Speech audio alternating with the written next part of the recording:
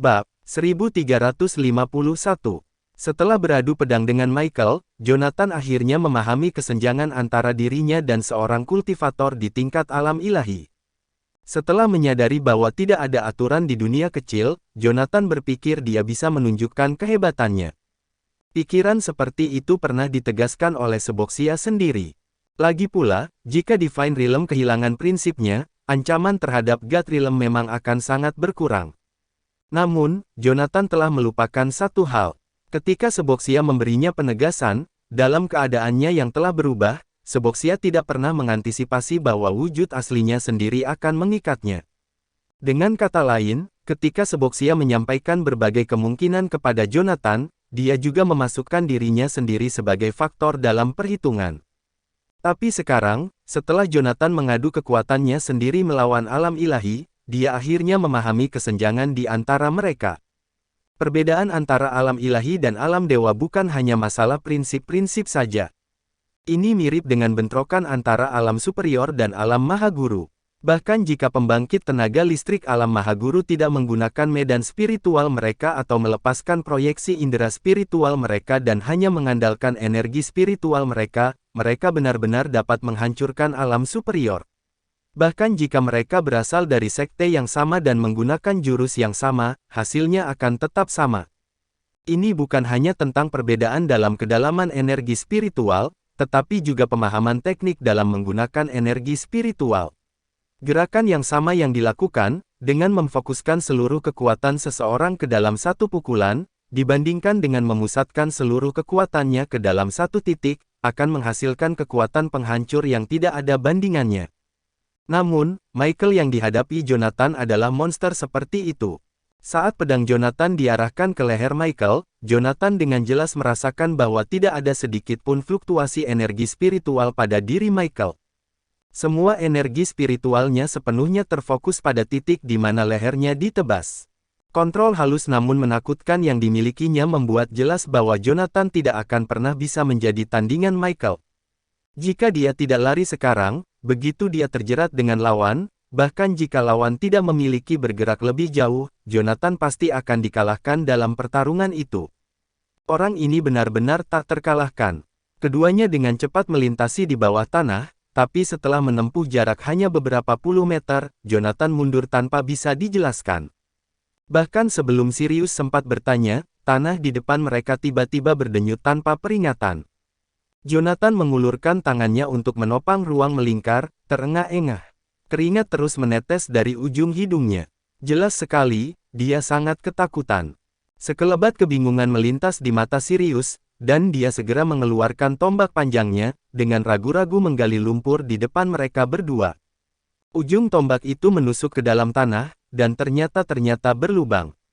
Sirius mengacungkan ujung tombaknya, menelusuri sedikit lengkungan pada lubang tersebut. Di depan mereka berdua, tanah bertebaran ke segala arah.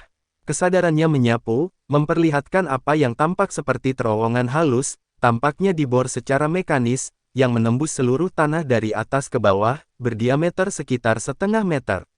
Ini tidak mungkin. Sirius mengertakkan gigi dan berteriak dengan suara rendah. Meskipun dia tidak bisa menguasai seni melarikan diri, itu tidak seperti indera spiritualnya yang sangat kuat. Bagaimanapun juga, dia adalah seorang kultivator alam dewa. Jika seseorang atau senjata menyodorkan ke arahnya, mustahil baginya untuk tidak merasakannya. Jonathan menekan keterkejutan di dalam hatinya dan perlahan-lahan mulai berbicara. Ini adalah hasil dari energi spiritual, serangan energi spiritual yang sangat terkonsentrasi. Sama seperti bola meriam, itu tidak menyimpang, bukan bisikan suara. Petik 2. Pada saat ini, mereka berdua berada sekitar 30 meter di bawah tanah. Dari dalam lubang melingkar yang halus itu, suara Michael yang tenang bisa terdengar. Berapa lama kamu berencana menjadi tikus di bawah tanah? Aku tahu satu atau dua hal tentang teknik ekstraksi elemen, tapi aku tidak akan pergi ke sana hanya karena aku tidak ingin mengotori pakaianku. Tapi jika kau masih bersembunyi di bawah sini, maka aku takut aku harus membiarkanmu terkubur selamanya. Sirius menatap Jonathan. Apa yang harus dilakukan? Apa kata-kata kakek tua ini bisa dipercaya? Jonathan menatap jurang maut di hadapannya. Meskipun enggan mengakuinya, dia mendapati dirinya tidak bisa membantah kata-kata pria tua itu. Gua di depan kita ini, sepertinya memiliki kedalaman setidaknya 40 atau 50 meter. Fakta bahwa mereka dapat secara akurat membuat lubang bundar seperti itu di jalur kita menunjukkan bahwa mereka dapat sepenuhnya memprediksi arah kita. Perlawanan di bawah tanah sekarang sama sekali tidak ada artinya. Saat Jonathan berbicara, dia secara bersamaan mengaktifkan teknik ekstraksi elemennya, melayang ke arah tanah. Keluar dari tanah, Jonathan dan Sirius membersihkan pasir dari tubuh mereka. Collins, karena kau bisa menentukan lokasi kami, kenapa kau memilih untuk menunjukkan belas kasihan dan membiarkan kami pergi? Jonathan menatap Michael dengan agak kesal dan berkata, dalam pandangannya, Michael hanya memainkan permainan kucing dan tikus saat ini. Baginya dan Sirius, ini adalah penghinaan yang sangat besar. Mendengar hal ini, Michael tertawa kecil. Aku baru saja menyadari bahwa setelah memasuki dunia kecil, aku kehilangan pelayanku. Aku menawarkanmu kesempatan sekarang. Serahkan peti mati di belakangmu dan cincin penyimpananmu padaku, dan aku bisa menjamin kelangsungan hidupmu. Tentu saja, ini hanya sementara. Setelah aku mencapai tujuanku atau menemukan pelayan, keluarga Collins, aku akan tetap membunuh kalian semua. Mendengar kata-kata Michael, Jonathan hampir tertawa terbahak-bahak karena geli. Orang tua, apa kau benar-benar tahu cara bernegosiasi atau tidak? Bahkan jika kau berniat memanfaatkan kami untuk sementara demi keuntunganmu sendiri, setidaknya kau harus memberikan gambaran yang baik kepada kami terlebih dahulu. Kemudian, ketika kami tidak lagi berguna bagimu, kau bisa langsung menikam kami dari belakang. Siapa lagi yang Anda kenal yang langsung menyatakan niat mereka seperti yang Anda lakukan? Mendengar hal ini, Michael dengan santai mengangkat bahunya. Membangun istana di udara untuk menenangkan emosi lawan, tapi apa kau pikir aku perlu menenangkanmu? Sirius memegang tombak panjang di tangannya, mengarahkannya ke dahi Michael dari kejauhan. Dasar kakek tua, kau mengharapkan kami melayanimu, tapi di mana ketulusanmu? Pertama, kau ingin kami menyerahkan harta, lalu kau mengancam akan membunuh kami setelah semuanya berakhir. Apa untungnya bagi kami? Keuntungan yang kalian miliki adalah kalian bisa hidup beberapa hari lagi, kata Michael sambil tertawa kecil. Bukankah kalian orang-orang dari Canaya memiliki pepatah yang berbunyi, lebih baik hidup seperti pecundang daripada mati? Hidup beberapa hari lagi bisa membawa perubahan yang tak terduga, bukan? Bagaimanapun juga, ini adalah bentuk harapan. Mendengar ini, sedikit kegilaan muncul di mata Sirius. Sial, dilihat dari aksen dan cara bicaramu, kamu pasti sudah cukup lama tinggal di Canaya, kan? Apa kau pernah mendengar pepatah yang mengatakan untuk mengambil nyawa seorang teman meskipun mereka datang dari jauh? Saat kata terakhir meninggalkan bibirnya, Sirius melepaskan tombak di tangannya. Sebelum tombak itu menyentuh tanah, dia dengan cepat berbalik dan menendang ujung tombak. Duh, kecepatan tombak panjang itu begitu cepat sehingga menciptakan riak yang terlihat di udara. Lindungi aku. Dengan raungan rendah, Sirius, tubuhnya berkilauan dengan rune, menyerang langsung ke arah Michael. Namun, kali ini, Sirius tidak memiliki senjata apapun. Anehnya, dia menghadapi Michael hanya dengan tinju kosong. Dor. Rune di tinju kanan Sirius berkobar dengan terang saat dia mengangkatnya tinggi-tinggi dan menghantamkannya ke bawah, menyalakan jejak api yang berkobar. Boom! Saat tinju Sirius bertabrakan dengan tinju Michael, tanah di bawah kaki Michael secara mengejutkan meledak dengan ledakan keras. Pada saat itu, Jonathan mengambil kesempatan. Dengan gerakan tangannya, dia mengubah tanah padat di bawah kaki Michael menjadi pasir yang lembut dan mengalir. Bab 1352. Untuk mencegah teknik ekstraksi elemen Jonathan, Michael terus-menerus mengkonsolidasikan energi spiritualnya untuk membentuk medan kekuatan melawan serangan mendadak dari awal hingga akhir. Tapi pada saat itu juga, pukulan Sirius yang sangat kuat membuat Michael agak linglung dan benar-benar menghancurkan medan spiritual di sekelilingnya, memberikan Jonathan kesempatan untuk mengambil keuntungan. Mati. Petik 2. Energi spiritual Jonathan melonjak, tangannya berubah menjadi cakar saat dia dengan paksa mengulurkan tangan di depannya. Di bawah Michael, dua tangan besar, yang seluruhnya terbentuk dari pasir dan tanah, bangkit. Mereka menangkap kaki Michael dan mulai menariknya ke bawah. Setelah mendaratkan sebuah pukulan yang berhasil, Jonathan segera berteriak keras, menghindar, Sirius. Dengan sebuah pukulan, Sirius mengambil inisiatif. Namun, menghadapi tinju Michael bukanlah tugas yang mudah. Pada saat itu, Sirius belum sempat mengumpulkan kekuatannya. Setelah mendengar peringatan Jonathan, dia segera berbalik dan melesat ke samping. Meskipun Michael agak bingung dengan pukulan Sirius, dia, bagaimanapun juga, seorang elit di alam ilahi. Dan dia dengan cepat mendapatkan kembali kesadarannya.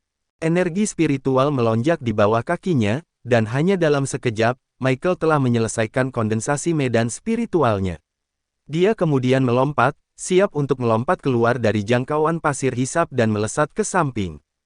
Jonathan tidak akan pernah membiarkan kesempatan yang begitu besar itu berlalu begitu saja. Saat daging di kedua kakinya meledak menjadi kabut darah, dalam sekejap, energi spiritual yang sangat besar di dalam diri Jonathan meledak melalui meridiannya dan mengalir ke bumi. Kamu tidak akan bisa keluar. Saat Jonathan meraung dalam kemarahan, tanah dalam radius beberapa puluh meter di sekitar Michael mulai bergejolak seperti gelombang laut dan melonjak langsung ke arah Michael, yang baru saja mengudara. Ratusan hingga ribuan ton tanah dan bebatuan berjatuhan dari langit. Sekuat apapun Michael, dia terkubur di dalamnya. Kekuatan hidup yang agung mengalir tanpa henti ke seluruh tubuh Jonathan. Kedua kaki kerangkanya, di bawah rangsangan kekuatan hidup ini, dipulihkan dalam waktu kurang dari 2 tarikan napas. Jonathan terlihat pucat saat dia menatap gundukan tanah dan bebatuan di depannya, yang telah berubah menjadi sebuah formasi seperti bukit kecil. Dia belum mati. Ayo cepat. Mengambil beberapa pil peremajaan roh, Jonathan memasukkannya ke dalam mulutnya dengan santai seperti sedang makan kacang. Tanpa menoleh ke belakang, dia berlari ke kejauhan. Meskipun Sirius tidak rela, melihat Jonathan dalam keadaan seperti itu, dia tidak berani berlama-lama. Berbalik, dia juga mulai melarikan diri bersama Jonathan. Setelah beberapa kali jatuh bangun, mereka berdua melarikan diri, menempuh jarak tidak lebih dari 100 meter. Saat itu, mereka mendengar suara gemuruh yang menggelegar dari belakang mereka. Jonathan, hari ini, kamu harus mati di sini. Di belakang mereka berdua, raungan marah Michael bergema di langit. Boom! Bumi bergetar. Jonathan menoleh untuk melihat, dan di sana ada Michael, sangat marah. Dengan setiap langkah yang menempuh jarak 30-50 meter, dia telah mengejar mereka hanya dalam 2 langkah. Minggir! Jonathan melepaskan gelombang energi spiritual, mendorong Sirius ke samping. Dan pada saat itu juga, tinju Michael sudah meluncur ke arah tengkorak Jonathan. Pergi! Jonathan merapalkan sebuah mantra dan berteriak pelan. Seketika, peti mati yang dia bawa di punggungnya berubah menjadi benda kolosal, benar-benar melindungi sosok Jonathan di bawahnya. Walau pukulan itu tidak mendarat di tubuh Jonathan, kekuatan besar di belakangnya masih dengan keras membantingnya ke tanah. Tanpa ragu, Jonathan mengangkat tangan kirinya dan menekan sebuah titik di pergelangan tangan kanannya. Salah satu manik-manik spiritual, yang diberikan oleh Seboxia sendiri, sekali lagi pecah berkeping-keping. Saat ia mendarat, Jonathan tidak menampilkan gerakan yang indah. Dia dengan kuat menegakkan diri, tidak membiarkan energi apapun menghilang. Darah muncrat keluar, dan organ dalam serta kaki yang terluka sembuh total dalam sekejap oleh semburan kekuatan hidup. Jonathan kemudian mengumpulkan peti mati kuno kecil dan berbalik untuk melayangkan pukulan. Dengan teriakan pelan dari Jonathan, lapisan-lapisan baju besi berskala spiritual dengan cepat terbentuk di sekeliling tubuhnya. Dengan suara gemuruh, tinju Jonathan menghancurkan pertahanan Michael, mendaratkan pukulan keras di pipi lawannya. Bang! Kabut darah memenuhi langit. Saat itu, tinju kanan Jonathan menghantam Michael, seluruh lengan kanannya hancur berkeping-keping.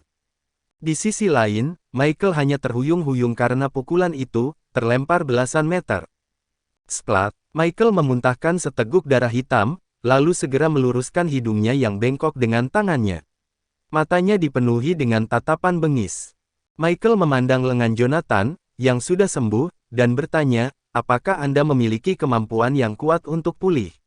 Sejak aku naik ke alam ilahi, Jonathan, kau adalah satu-satunya orang yang berhasil melukaiku. Mati di tanganku hari ini adalah kehormatanmu. Persetan dengan itu. Pada saat itu, Jonathan juga terpancing amarahnya. Karena saya telah memanfaatkan kekuatan hidup, tidak ada jalan untuk mundur dari pertarungan ini.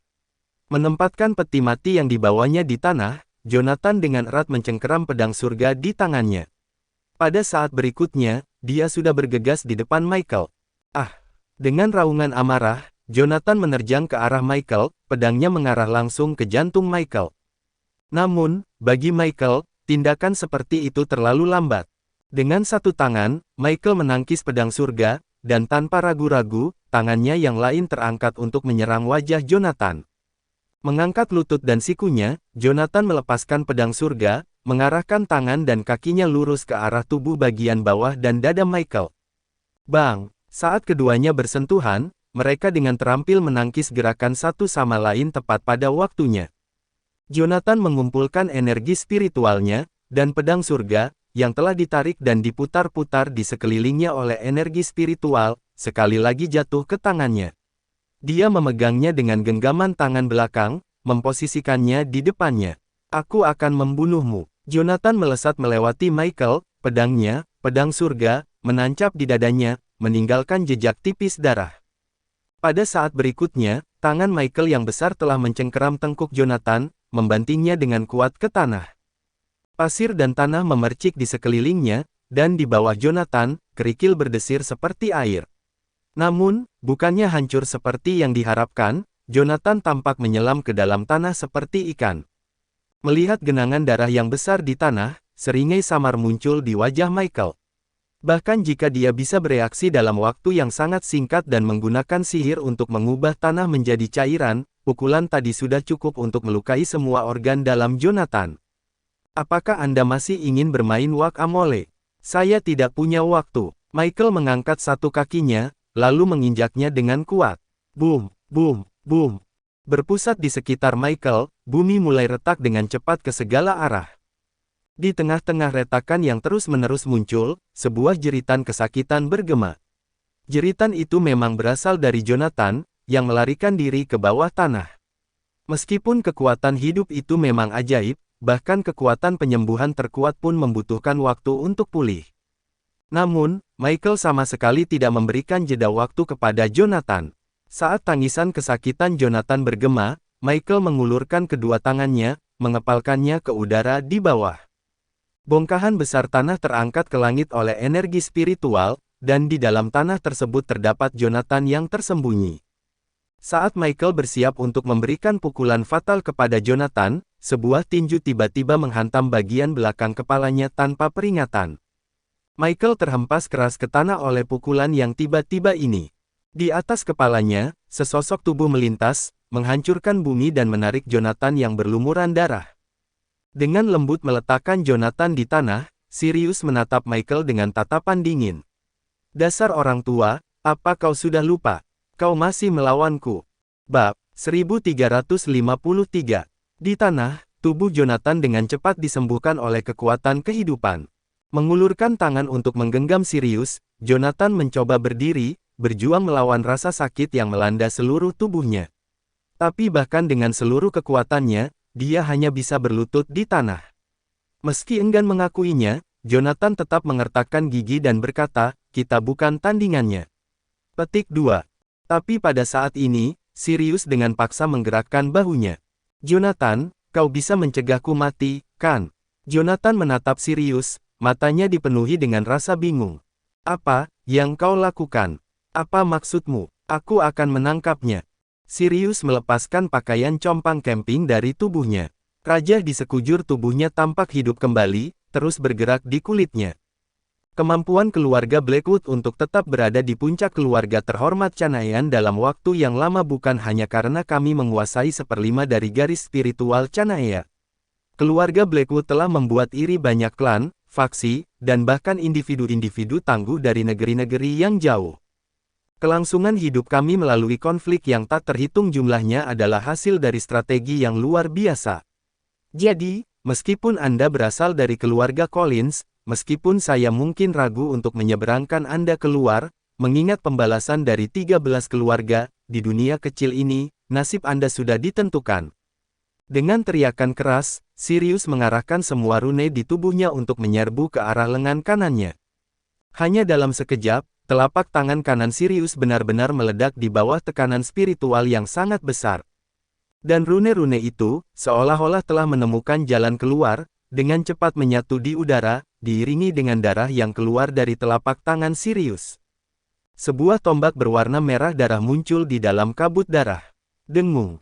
Saat Sirius memegang tombak panjang itu di tangannya, sebuah energi yang menawan keluar dari tombak tersebut. Ini bukan prinsip. Petik 2. Jonathan sangat terguncang saat dia dengan hati-hati merasakan hawa dingin di udara.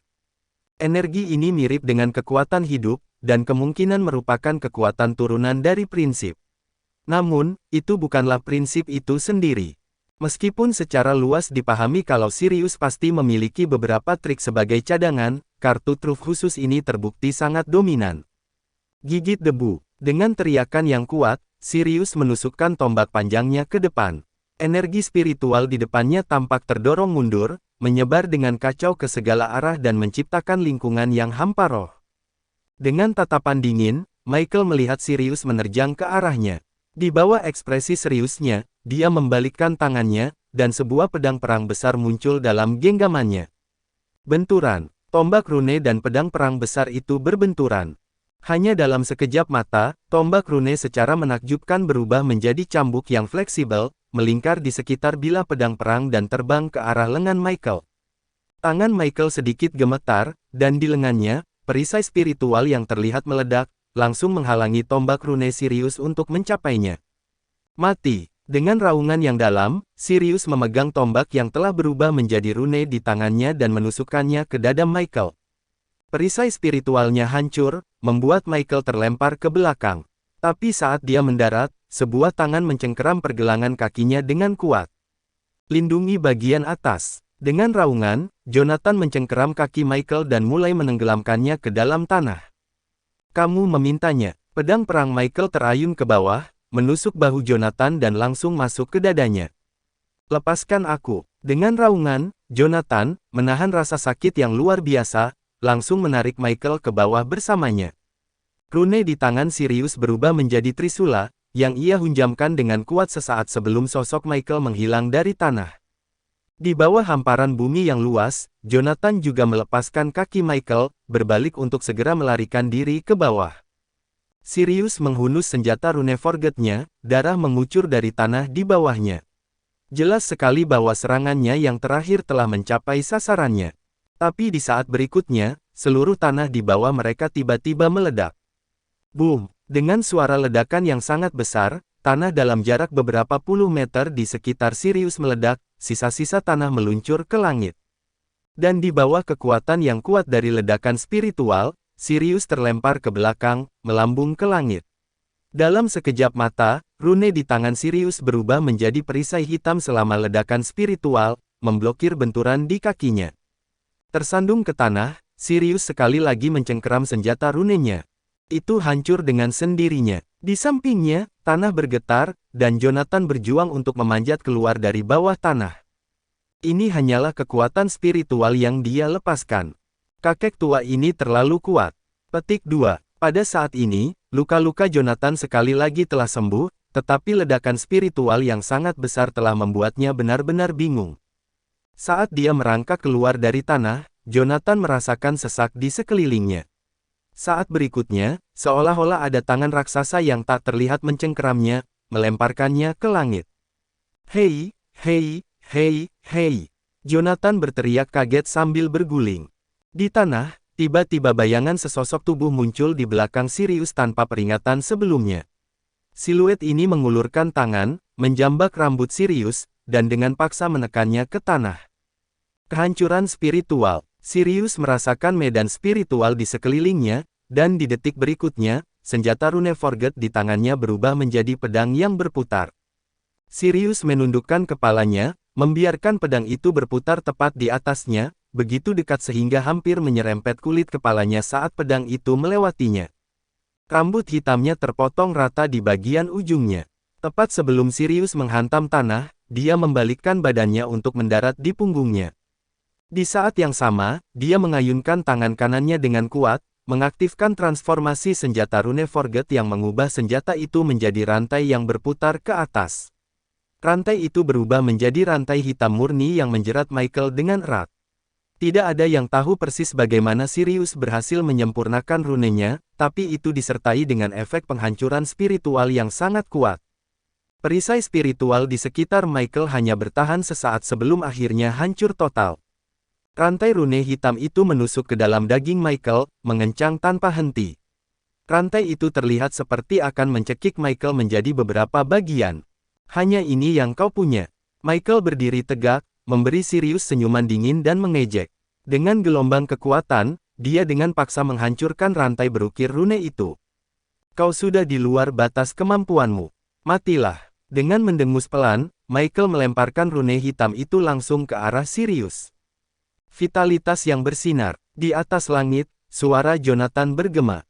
Sirius merasakan gelombang cahaya hijau di depannya, dan tanaman hijau melesat dari tanah di sekitarnya, seperti anak panah tajam yang menusuk tubuh Michael. Namun, tanaman-tanaman ini, meskipun muncul secara tiba-tiba, tidak memiliki kekuatan untuk menembus secara mendalam. Tumbuhan ini hanya berhasil menembus kulit Michael sebelum menjadi tidak efektif. Melihat tanaman itu tidak berhasil, sebuah tanaman merambat tiba-tiba melilit pergelangan kaki Sirius dan melemparkannya ke samping. Dengan Sirius menyingkir, gelombang hijau terus muncul dari tanah di sekitar Michael, lapis demi lapis, menyelimuti dia sepenuhnya. Jonathan mendarat di tanah, tatapannya penuh dengan keseriusan, dan dia terengah-engah. Sirius, mundurlah. Kau tidak boleh terlibat dalam pertempuran di bawah sana. Bab 1354. Jonathan enggan untuk mengeluarkan tenaga dalam skala yang besar. Sadar bahwa dia bukan tandingan Michael, dia sangat ingin melarikan diri secepat mungkin. Dia hampir saja dibunuh oleh Michael, baru dia mengerti. Ini adalah konsekuensi dari tindakan saya, yang tidak bisa saya hindari. Ketika Jonathan membunuh Antoine di Remdik, dia sudah mengantisipasi kemungkinan pembalasan.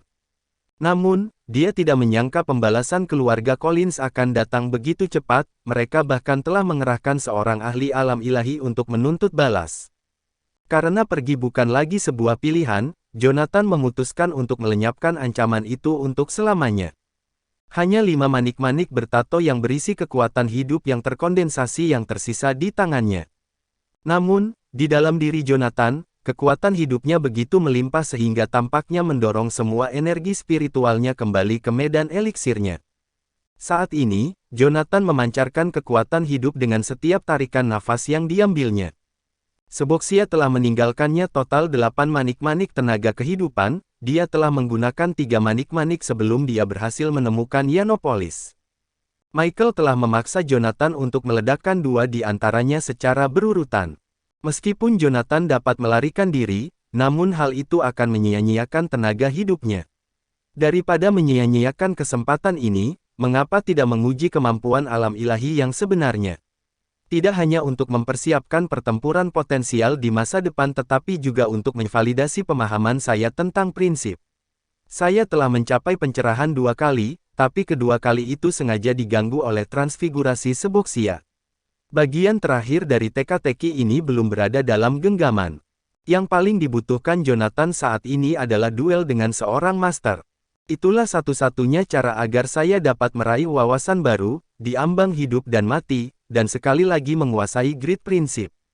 Bo, bo, bo, bo. Suara patahnya tanaman bergema terus-menerus. Dilindungi oleh perisai rohnya, Michael muncul tanpa cedera dari lautan tanaman. Dia menekan ke bawah, dan perisai rohnya turun dan menghancurkan semua fauna di sekitarnya. Anda memiliki banyak trik di lengan baju Anda, Jonathan. Mengingat vitalitas luar biasa yang terkandung dalam auramu, aku penasaran dengan warisan yang kau warisi.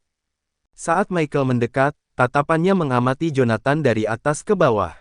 Akhirnya, matanya tertuju pada pergelangan tangan Jonathan. Ah, itu saja, kurasa. Pandangan Jonathan tersendat. Bagaimana dia bisa tahu? Pada saat perhatiannya teralihkan, Michael sekali lagi muncul di samping lawannya. Sebuah kepalan tangan muncul tanpa peringatan, dan sebuah tembok dari tanah muncul di hadapan Jonathan. Wosh, wosh, wosh. Akar-akar, terlalu banyak untuk dihitung, dengan liar melilit diri mereka di sekitar Michael. Namun, dengan perisai roh yang begitu kuat yang dimilikinya, Michael tidak takut sedikit pun kepada mereka. Dari dalam dirinya, perisai roh mengalir keluar dari titik akupunturnya dan memotong akar-akar tersebut. Segera setelah itu, dia mengangkat tinjunya dan menghantamkannya ke dinding tanah, menghancurkannya. Kemudian, dia meraih lengan kanan Jonathan. "Coba saya lihat apa ini," Michael berteriak dan, dengan sebuah tarikan, entah bagaimana berhasil merobek seluruh lengan Jonathan. Saat itu, rasa sakit yang luar biasa di bahunya menjadi hal yang paling dikhawatirkan Jonathan. Menekuk kakinya dan dengan sebuah sentakan pada bahu kanannya, ia mendapatkan kembali lengan kanannya dalam sekejap. Tinju kanannya, yang keras dan kejam, mendarat dengan keras di pipi Michael. Kekuatan hidup seseorang dapat dengan mudah mengalahkan kekuatan spiritual. Melawan Jonathan, perisai Michael rapuh seperti gelembung. Jonathan menyadari ada sesuatu yang salah saat serangannya menemukan sasarannya. Meskipun Michael terluka secara fisik, tidak ada satu pun tulang atau uratnya yang terluka. Sepertinya ada selembar besi di bawah kulitnya yang tidak mungkin ditembus. Itu mungkin adalah baju besi internalnya. Jonathan teringat akan baju besi internal Savion. Bahkan pria tangguh seperti Savion, ketika mengolah baju besi internalnya, hanya menanamkannya ke tubuh bagian atas. Namun, tampaknya wajah Michael juga dijiwai dengan lapisan pertahanan itu. Terlalu berlebihan jika wajahnya pun dilapisi dengan pelindung internal. Jonathan membuat Michael terpental dengan sebuah pukulan. Sebelum yang terakhir bisa bangkit berdiri, dia dibungkus dengan erat oleh banyak tanaman. Jonathan merapal mantra dengan tangannya, dan tanah di bawah kaki Michael tiba-tiba terangkat. Namun, sebelum ia berhasil naik ke ketinggian penuh, Jonathan telah mendahuluinya dan, dengan sebuah tendangan cepat, mengirim Michael terbang ke Colstrax yang jauh. Tidak peduli seberapa kuat Anda tidak dapat memobilisasi sedikit pun prinsip Anda di dunia kecil. Mengingat Anda tidak bisa terbang, maka binasalah di Colstrax yang tak berujung di antara rahang monster yang tak terhitung jumlahnya. Sebagai tindakan pencegahan, Jonathan berlari melintasi tanah dengan cepat dan tiba di tepi Colstrax. Dia mengaktifkan sebuah teknik, dan energi spiritualnya melonjak ke dalam Colstrax, menimbulkan gelombang tinggi yang menerjang ke depan.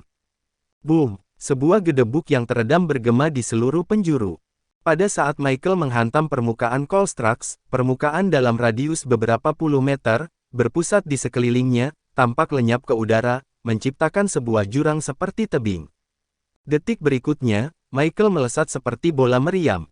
Raksasa di bawah air yang tadinya terlalu dekat, berubah menjadi kabut darah, mengubah seluruh sungai menjadi merah tua. Sebelum Jonathan sempat bereaksi, Michael menusukkan sebuah lengan yang terputus, lengan Jonathan, ke dadanya. Hah! Permainan anak-anak. Dengan sebuah pukulan yang kuat, Michael menembus dada Jonathan. Tekanan spiritual yang luar biasa mengirimnya terbang puluhan meter ke belakang sebelum menabrak hutan di luar sana. Jonathan, melihat Michael hendak melangkah maju, Sirius dengan cepat memposisikan dirinya di depan Jonathan. "Hei, orang tua, kita belum selesai." Michael memelototi Sirius dan, tanpa ragu-ragu, berbalik dan terus berjalan dengan susah payah ke arah Jonathan. Penguasaan tubuh yang ditingkatkan runemu belum sampai pada level yang seharusnya. Mungkin setelah 10 atau 20 tahun lagi, itu akan menjadi sesuatu yang menarik. Setelah melihat dirinya dilihat dengan mudah oleh Michael, Sirius membalas tatapan itu dengan menantang. Namun, dia tahu bahwa pertarungan ini, pada tingkat yang telah terjadi, telah lama melampaui batasnya sendiri. Sekarang, aku harus menghentikan Michael. Mungkin karena dia dan Jonathan berasal dari faksi yang berbeda, mereka pasti akan berselisih satu sama lain begitu mereka meninggalkan dunia kecil. Namun, sekarang, kami adalah sekutu. Pada saat itu, Sirius harus mengulur waktu agar Jonathan pulih dari cederanya. Aku tahu aku bukan tandinganmu, tapi aku masih bisa mengulur waktu. Senyum mengejek muncul di wajah Michael mendengar pernyataan Sirius. Dia berbalik dan mulai berjalan ke arah Sirius, berniat untuk mengalahkannya terlebih dahulu. Saat itu, sebuah suara yang jelas dan nyaring bergema dari kejauhan. "Jika apa yang kudengar itu benar, kau pasti seorang kultivator dari keluarga Collins, benar?" Bab 1355. Ketika Sirius mendengar suara dari belakang, dia menoleh dan melihat ke arah itu. Di lereng bukit di dekatnya, seorang pemuda berambut keriting dengan pakaian olahraga terlihat mencengkeram kaki besar seekor binatang iblis yang tidak dikenal. Dia mencabik-cabiknya dengan gigitan besar. Pemuda berambut keriting itu tampak berusia sekitar 16 atau 17 tahun. Dia memiliki wajah yang ceria dan tampan yang sangat khas epean. Namun, potongan daging yang dipegangnya saat ini masih meneteskan darah segar. Tampaknya selain dikuliti, daging itu belum mengalami proses pengolahan lainnya. Setelah melihat kedua orang itu menatapnya, anak laki-laki itu merobek sepotong besar daging dengan mulutnya. Wajahnya yang berlumuran darah, benar-benar pemandangan yang mengerikan. Pada saat ini, orang yang paling gugup bukanlah Sirius, melainkan Michael, yang memiliki tingkat kultivasi yang lebih tinggi. Bukit itu tidak lebih dari 50 atau 60 meter darinya. Meskipun tingkat kultivasinya di alam ilahi sangat ditekan di dunia kecil, Michael pasti bisa mendeteksi setiap gerakan kecil dalam jarak ini dalam waktu singkat. Namun, dia tidak bisa merasakan aura pemuda itu. Bahkan setelah pemuda itu berbicara, jika Michael tidak menatapnya, dia masih tidak bisa mendeteksi sedikit pun fluktuasi energi spiritual. Pemuda ini adalah seorang master, tidak kurang terampil dari dirinya sendiri. Ekspresi Michael berubah secara halus saat dia menatap pemuda itu. Dia kemudian mengangkat tangannya untuk menyeka darah dari wajahnya dan memberi hormat kepalan tangan pada pemuda itu. Nama saya Michael Collins. Bolehkah saya bertanya, teman yang terhormat, dari keluarga manakah Anda berasal? Dalam pandangan Michael, satu-satunya kemungkinan bagi seseorang untuk mencapai alam ilahi pada usia 16 atau 17 tahun hanya dapat dibina oleh 13 keluarga. Anak muda ini kemungkinan adalah anggota inti yang secara diam-diam dibina oleh salah satu dari 12 keluarga yang tersisa. Kali ini, dia mungkin baru saja dilemparkan ke dunia kecil untuk mencari pengalaman. Dari awal berdirinya hingga saat ini, para pencerah telah berlangsung selama beberapa abad. Meskipun ke-13 keluarga itu tersembunyi di seluruh dunia, mereka mempertahankan hubungan yang sangat dekat secara pribadi. Orang-orang ini memiliki cara mereka sendiri untuk menentukan peringkat di dalam keluarga. Hal itu didasarkan pada senioritas dalam keluarga, tetapi berdasarkan kekuatan di luar 5 generasi. Pemuda di hadapannya bukan berasal dari keluarga Collins, namun dia telah mencapai alam ilahi. Bahkan jika dia tidak memiliki senioritas yang diperlukan, menurut aturan, Michael harus memperlakukannya setara. Tapi setelah mendengar kata-kata Michael, pemuda itu dengan santai melambaikan tangannya dengan meremehkan. Berhentilah mengujiku, namaku Alexievich, tapi kau bisa memanggilku Alex. Saya berasal dari tempat suci. Petik 2. Setelah berhenti sejenak, ia melanjutkan, tidak, saya harus mengatakan, Sanctuary adalah milik saya. Sanctuary. Mendengar kata-kata Alex, Sirius merasa tenggorokannya seperti dicekik. Bukankah itu organisasi yang dapat memproduksi masal pembudidaya alam dewa? Apa pria yang tampak di bawah umur di depanku ini sebenarnya adalah pendiri organisasi sekuat itu? Tingkat kultivasi seperti apa yang harus dimiliki orang ini? Alam dewa. Saat ini, Sirius benar-benar bingung. Hanya butuh Michael di depan mereka untuk mendorong dirinya dan Jonathan ke sudut, dan sekarang orang lain telah muncul. Bukankah ini memotong semua cara mereka untuk bertahan hidup? Pada saat itu, Sirius hanya bisa menatap tanpa daya ke arah hutan tempat Jonathan terjatuh. Dia harus mengakui bahwa dia terkesan dengan kemampuan Jonathan untuk menimbulkan masalah. Di dalam Canaya, ke-8 keluarga terhormat menginginkan dia mati. Sedangkan di seluruh dunia, dia juga telah menyinggung perasaan keluarga Collins dari keluarga pencerahan. Di utara, baik Sar Remdik dan Sanctuary menginginkan dia mati. Selain itu, ia telah menimbulkan kekacauan di wilayah barat dan membunuh guru kerajaan Jetroina di Doveston. Setiap kekuatan besar di belahan bumi timur telah disinggung oleh Jonathan setidaknya sekali. Kenyataan bahwa dia masih hidup sungguh sulit dipercaya. Dengan menghela nafas, Sirius berjalan ke arah Jonathan. Menghadapi dua lawan alam ilahi, mustahil bagi Sirius untuk menang. Tidak akan ada gunanya meski dia menyalurkan energi spiritualnya. Pada saat itu, Sirius, seorang pria bertubuh baja, telah sepenuhnya menyerah. Michael tidak peduli dengan Sirius. Sebaliknya, dia menghunus pedang perangnya, matanya menunjukkan tingkat kehati-hatian yang belum pernah terjadi sebelumnya. Alec, ini benar-benar informasi yang belum pernah kudengar sebelumnya. Mendengar hal ini, Alec dengan santai melemparkan potongan daging yang dipegangnya ke samping. Tentu saja kamu tidak akan pernah mendengarnya. Para pencerah membunuh 3 tetua remdik kita yang mungkin telah menerobos masuk ke alam gua.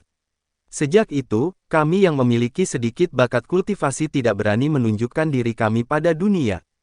Jika ingatanku tidak salah, lebih dari 100 tahun yang lalu, satu-satunya orang dari sanktuari kami yang mencapai Kavoid Realm diundang oleh keluargamu untuk minum teh, kata Alec.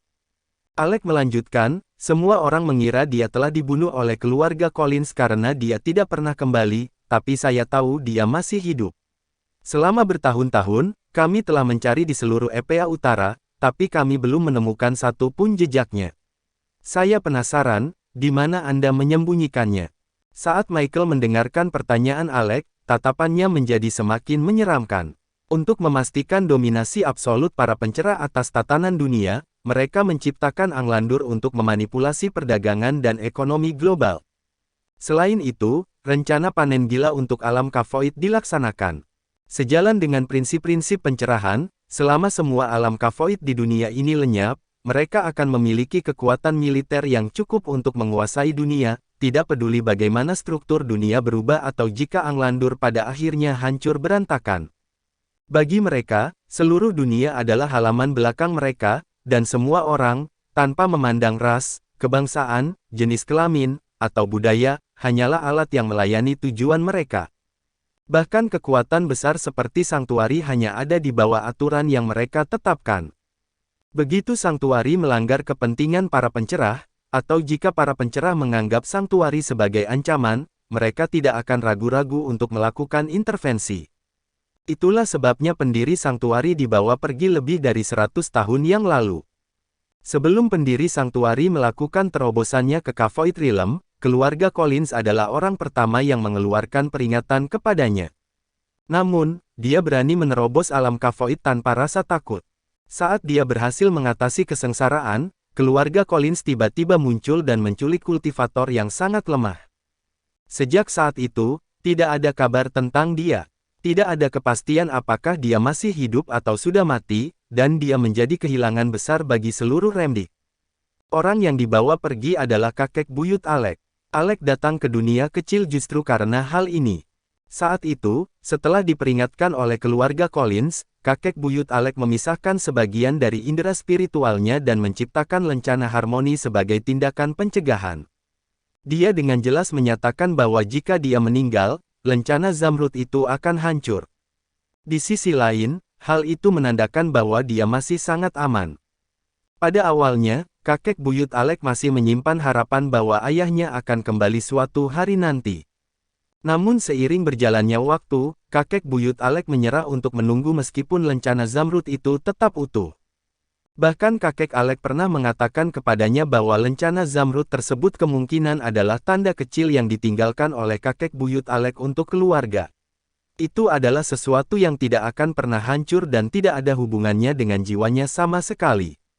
Tapi Alec tidak mempercayainya. Untuk memecahkan masalah ini, Alec telah memikirkan banyak solusi.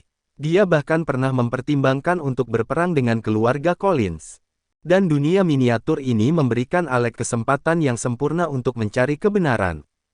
Bab 1356 mendengar kata-kata Alec, sedikit kesungguhan terlihat di wajah Michael. Sebenarnya, bukan hanya keluarga Collins. Ke-13 keluarga pencerah secara diam-diam terlibat dalam persekongkolan tersebut. Tetapi ketika mereka bergerak, mereka umumnya akan membunuh para pembudidaya dari berbagai kekuatan besar secara langsung. Dengan demikian, operasi Sanktuari yang dilakukan lebih dari 100 tahun yang lalu adalah pengecualian. Bahkan di dalam keluarga Collins, hal itu dianggap sangat rahasia. Meskipun menjadi anggota inti, Michael tidak dapat memperoleh informasi apapun tentang insiden yang terjadi saat itu. Satu-satunya hal yang ia ketahui adalah bahwa nama orang itu adalah Vladislav. Adapun mengapa keluarga Collins, yang selalu berurusan dengan para pembudidaya yang menerobos alam Kavoid tanpa izin dengan membasmi mereka sepenuhnya, akan mengampuni nyawa Vladislav, itu tetap menjadi misteri. Melihat Alec mendekat, Michael merasakan tekanan spiritualnya meroket di dalam dirinya. Sanktuari hanyalah sebuah organisasi di Remdik. Apakah Anda benar-benar berpikir Anda dapat melakukan apapun yang Anda inginkan? Apakah Anda percaya keluarga Collins dapat memusnahkan seluruh komunitas pembudidaya Remdik sehingga Anda berani mengancam saya? Saat itu, Alex sudah berjarak kurang dari 2 meter dari Michael. Pedang Michael berhenti tepat di depan hidung Alex. Kekuatan spiritual melonjak di dalam diri mereka, dan medan kekuatan mereka masing-masing berbenturan tanpa henti, menyebabkan ledakan spiritual yang terus-menerus di sekitar mereka. Di luar sana, sanktuari secara alami tidak dapat bersaing dengan keluarga Collins. Itulah mengapa aku datang ke dunia kecil ini untuk mencari petunjuk. Aku memberimu satu kesempatan terakhir. Ceritakan semua yang kau tahu. Lalu, aku akan mengampunimu. Jika tidak, dunia kecil ini cukup indah. Kamu mungkin akan mati di sini. Bas. Tidak lama setelah kata-kata Alec terdengar, sebuah gejolak yang menakutkan perlahan-lahan muncul ke arah di mana Jonathan menghilang. Mereka berdua mengayunkan pandangan mereka ke arah hutan lebat, hanya untuk melihat raksasa setinggi 100 meter yang seluruhnya terdiri dari akar-akar tanaman perlahan-lahan berdiri. Raksasa itu menggapai ke bawah dengan tangan kanannya dan mencengkeram tanah. Dengan ayunan ke atas yang kuat, ia mengangkat seluruh hutan seperti selimut. Tak terhitung berapa banyak bunga, tanaman, dan pohon yang tercabut. Didukung oleh energi spiritual, mereka berubah menjadi pedang besar dalam beberapa detik. Di bawah raksasa itu, sosok Jonathan yang berdarah akhirnya muncul seiring dedaunan dan bunga-bunga berguguran. Jonathan, Sirius melongo ke arah Jonathan dengan ekspresi tidak percaya di wajahnya. Pada saat itu, Jonathan sedang memanggul sebuah peti mati tua sambil berjalan dengan lemah. Di depannya melayang sebuah buku kuno. Itu tidak lain adalah buku pemanggil pasukan Yoshua. Kamu juga bisa menggunakan buku ini. Melihat raksasa setinggi 100 meter itu, Sirius berseru tak percaya. Jonathan menggelengkan kepalanya sedikit. Aku tidak bisa menggunakannya, tapi aku bisa mengekstrak esensi darah Yoshua. Mendengar kata-kata Jonathan, bahkan Sirius pun agak terkejut. Ide untuk memanfaatkan esensi darah Yoshua untuk mereka gunakan sendiri terpikir oleh mereka ketika mereka mengetahui kalau ketiga senjata itu membutuhkan garis keturunan khusus untuk diaktifkan. Bagi 8 keluarga terhormat, ada ruang untuk menjadi lebih kejam. Misalnya, mereka dapat memenjarakan Yoshua, lalu mencari seorang gadis dari keluarga mereka untuk melahirkan anaknya. Setelah anak itu lahir, Yoshua bisa disingkirkan. Ditambah dengan asimilasi keluarga, ketiga harta itu akan menjadi warisan penting dalam beberapa generasi. Akan tetapi, semua pemikiran itu masih abstrak. Meskipun teori tersebut dapat dilakukan, Jonathan tidak akan pernah mengizinkan anggota keluarga terhormat untuk menyentuh Yoshua selama dia masih hidup. Tak disangka, Jonathan justru mengambil jalan yang sama dengan 8 keluarga terhormat pada saat itu. Lebih buruk lagi, dia menggunakan metode yang paling brutal untuk mengekstrak saripati darah pria itu. Metode itu mirip dengan mengambil sumsum tulang dari orang biasa, sebuah proses yang hanya bisa digambarkan sebagai proses yang sangat tidak normal. Satu kesalahan saja bisa membuat Yoshua kehilangan nyawanya seketika. Tidak dapat disangkal, hal itu terlalu tidak berperasaan. Namun pada saat itu, Jonathan benar-benar dibuat marah oleh Michael. Bahkan dengan adanya variabel Alec, dia tidak berniat untuk mundur. Karena dia telah menarik perhatian keluarga Collins, tidak mungkin Michael akan membiarkannya lolos begitu saja. Bagi keluarga seperti itu, apapun yang telah dilakukannya tidak menjadi masalah. Fakta bahwa mereka tidak bisa membunuhnya sendirian, yang mempermalukan keluarga Collins, sudah cukup untuk menjatuhkan hukuman mati kepadanya. Oleh karena itu, akan lebih baik untuk mengambil keuntungan dari situasi ini dan menghabisi Michael saat itu juga untuk mencegah masalah di masa depan. Alec, ya, dengan Troop Summoner di tangan, Jonathan bergerak cepat dan berhenti sekitar 10 meter di depan kedua pria itu. Alec menatap Jonathan, matanya bersinar dan tertawa. Kita akhirnya bertemu, Jonathan. Kau telah membunuh lebih dari selusin anggota Sanktuari. Aku belum menyelesaikan masalah ini denganmu. Melihat sikap muda dan berseri-seri dari pria itu, Jonathan tak pelak lagi tersadar. Sebelumnya, dia telah bertanya kepada Kesana tentang struktur Sanktuari dan identitas pemimpinnya. Namun, Kesana mengaku bahwa ia sendiri belum pernah melihat pemimpin Sanktuari yang sebenarnya. Lagi pula, statusnya di Sanktuari cukup rendah dan tidak cukup baginya untuk mengetahui banyak rahasia inti. Tapi menurut deskripsinya, pengawas Sanktuari tidak diragukan lagi adalah iblis tua yang licik. Tidak mungkin dia terlihat seperti pria di depan Jonathan yang tampak seperti anak kecil. Meskipun kultivasi Jonathan lebih rendah daripada Alec dan Michae sebelumnya, dia didukung oleh kekuatan hidup. Ditambah dengan penggunaan esensi darah Yoshua, dia mengaktifkan Throw of Summoner untuk digunakan sendiri. Hasilnya, dia mampu melawan kedua orang itu. Kau bisa menyelesaikan masalah Sanktuari denganku nanti. Aku baru saja mendengar percakapan kalian. Jika Anda takut akan pembalasan dari keluarga Collins, saya bisa turun tangan. Mendengar kata-kata Jonathan, Alex sedikit terkejut. Dia segera menoleh untuk melihat Sirius, yang berdiri di sampingnya. Apa semua orang dari Canaya selalu seberani ini? Sambil berbicara, ia melangkah mundur dengan anggun dan dengan nyaman mendudukkan dirinya di batang pohon. Selanjutnya, ia menambahkan, karena Anda ingin melawannya, Jonathan, saya akan menikmati pertarungan ini. Juga, saya akan menaikkan taruhannya. Selama Anda bisa membunuhnya, semua keluhan masa lalu antara Anda dan Sanktuari akan terhapus. Selain itu, aku akan mendukung kantor Asura dan membantumu menyatukan dunia pembudidaya di Canaya untuk selamanya. Di sampingnya, Sirius merasa seolah-olah jantungnya berdetak kencang setelah mendengar itu. Meskipun pria di hadapannya tampak seperti seorang anak kecil, dia sebenarnya adalah sosok yang memiliki otoritas absolut di seluruh Remdik. Selain itu, dia memimpin Sanktuari, sebuah organisasi yang dapat mengkatalisasi para pembudidaya alam dewa. Seperti apa jadinya jika dia benar-benar membantu Jonathan? Berapa banyak pembudidaya alam dewa yang akan membanjiri Canaya untuk mengepung 8 keluarga terhormat? Dan ke arah mana perang antara 8 keluarga terhormat dan kantor Asura akan berlanjut? Bab 1357. Apa yang sebenarnya ingin dilakukan oleh negeri para dewa? Melihat Alec, yang tampak seperti anak SMA, Sirius benar-benar bingung. Namun, Jonathan di sebelahnya, mencemooh taruhan Alec. Kantor Asuraku tidak membutuhkan dukunganmu. Bahkan jika kita mendiskusikannya sampai ke ujung bumi, konflik dengan 8 keluarga terhormat masih merupakan masalah internal kita di Canaya. Bahkan jika 8 keluarga terhormat ingin aku mati, aku tidak akan pernah mempertimbangkan untuk membawa kekuatan eksternal seperti kalian ke Canaya. Tanah dewamu, tak peduli seberapa merajalela di Remdik, tak ada yang peduli padamu. Tapi jika orang-orangmu berani membuat kekacauan di Canaya, bunuh mereka. Dengan satu ucapan kata, bunuh, Jonathan mengulurkan tangan dan menyentuh Throw of Summoner. Di samping Michael, 6 sosok muncul dari tanah, masing-masing membawa kebencian yang tak ada habisnya, semuanya menyerang ke arah Michael. Jonathan adalah seorang master dari teknik elemental, teknik ekstraksi elemen. Namun, tidak peduli betapa indahnya tekniknya, pada akhirnya itu adalah hal yang tidak bernyawa. Bahkan dalam keadaan normal, ketika sejumlah besar indera spiritual dikeluarkan, paling banyak, hanya beberapa naga penggali yang bisa dipadatkan.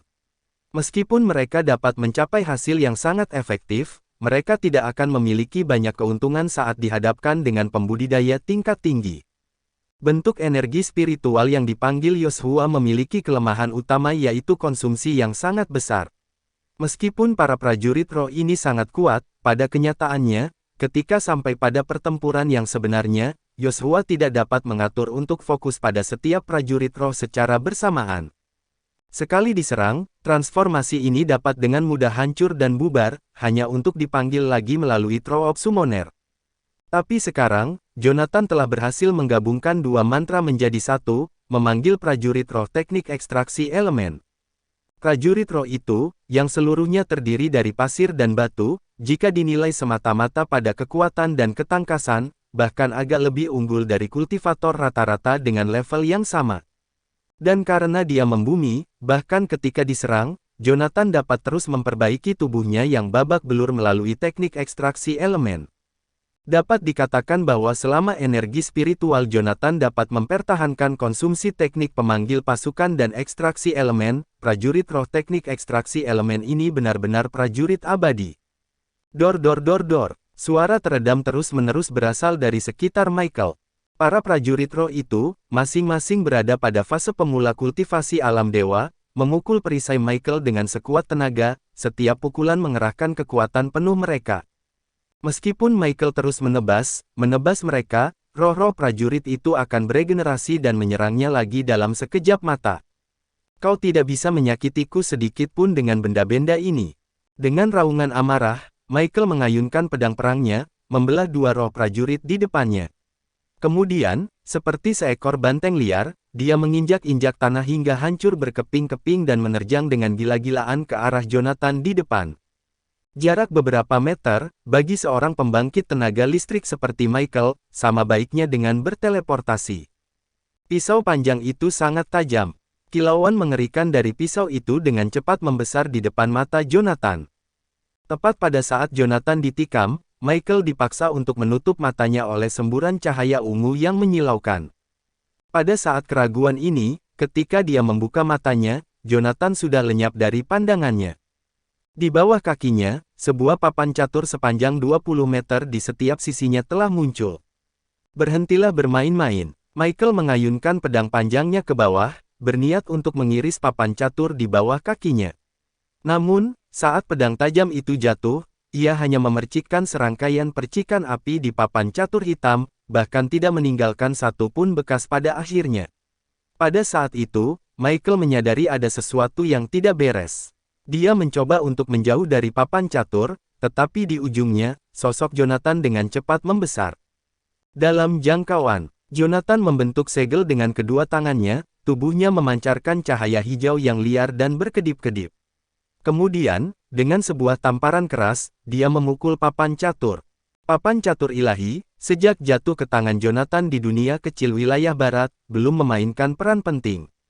Selama ini, bahkan ketika Jonathan menggunakannya dalam pertempuran, paling-paling, dia hanya memanfaatkan kekerasannya dan kemampuan formasi di dalamnya untuk berteleportasi secara instan. Cukup perlakukan itu sebagai medan gaya yang bisa Anda bawa kemanapun Anda pergi. Tapi kali ini, Jonathan benar-benar memahami esensi dari papan catur ilahi. Saat dia akan menggunakan papan catur iblis ilahi, Jonathan, yang dipenuhi dengan sejumlah besar energi kehidupan di dalam dirinya, secara tidak sadar menyalurkan energi kehidupan ini ke dalam papan catur. Seolah-olah sebuah segel telah dibuka, mengungkapkan seluruh struktur papan catur, dengan semua formasi strategisnya, ke dalam pikiran Jonathan. Jadi ternyata papan catur ini, seperti halnya pedang langit biru, tidak dapat diaktifkan hanya dengan kekuatan spiritual. Yang dibutuhkan adalah tingkat energi yang berasal dari prinsip yang lebih tinggi, atau secara langsung kekuatan prinsip of strength itu sendiri, untuk melepaskan potensinya sepenuhnya. Pada saat ini, meskipun kekuatan hidup bukanlah energi prinsip yang sebenarnya, namun masih lebih unggul dari energi spiritual, lebih dari cukup untuk menstimulasi papan catur. Pada saat ini, Michael benar-benar merasa sedikit panik. Karena di matanya, papan catur di bawah kakinya membesar dengan cepat. Hanya dalam beberapa saat, papan catur yang semula hanya seluas 20 meter persegi, sudah memenuhi seluruh daratan. Gunung-gunung dan bunga-bunga di sekitarnya dengan cepat ditarik oleh kekuatan misterius, menghilang ke tempat yang paling jauh dari pandangan.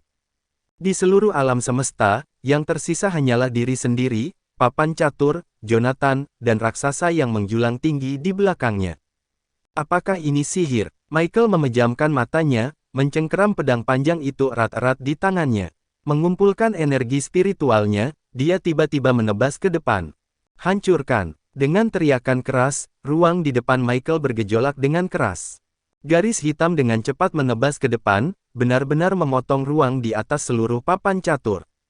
Dan di dalam ruang yang terbelah itulah Michael melihat puncak gunung yang sama dengan yang pernah dilihatnya sebelumnya. Seperti yang saya duga, itu semua palsu. Jika memang demikian, maka saya akan menghancurkan semua dunia ilusi di hadapan saya. Mari kita lihat seberapa besar kekuatan yang kau miliki untuk membangunnya kembali. Pada saat ini, Jonathan, yang berdiri di luar papan catur, juga memiliki ekspresi yang sangat serius di wajahnya.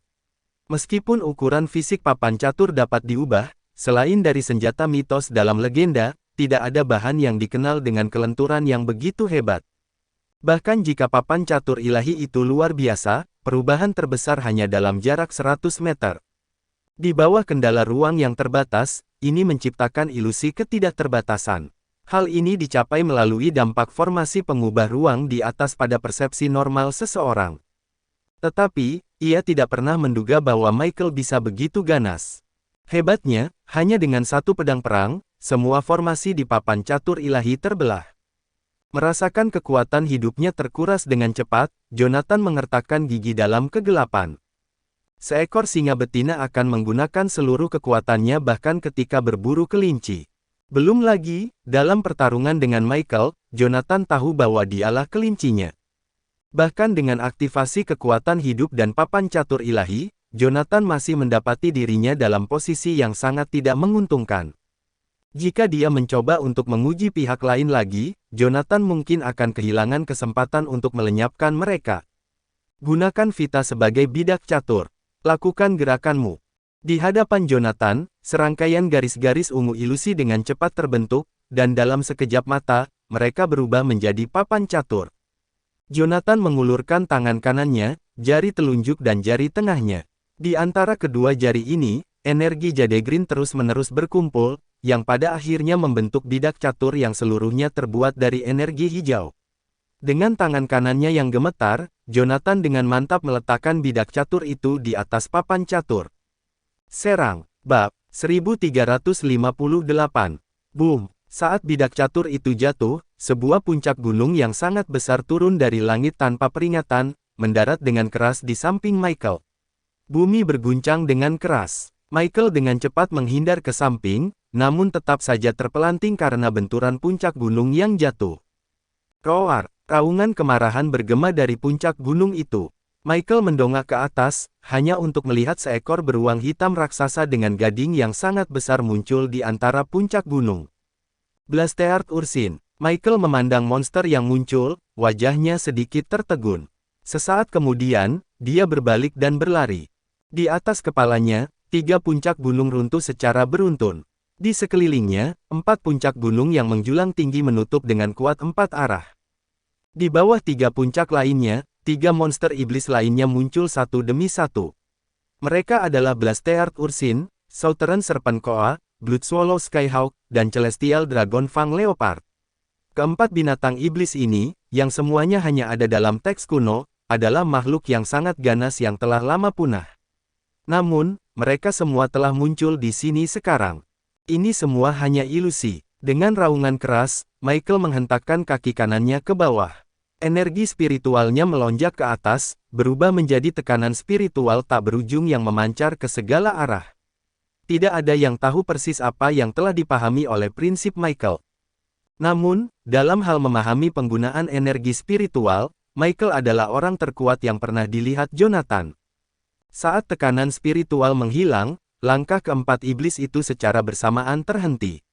Pada saat berikutnya, di bawah tekanan spiritual yang menakutkan itu, mereka benar-benar meledak menjadi kabut darah. Bahkan jika kamu menguras semua energi spiritualmu, tidak mungkin hal-hal ini bisa melukaiku sedikitpun.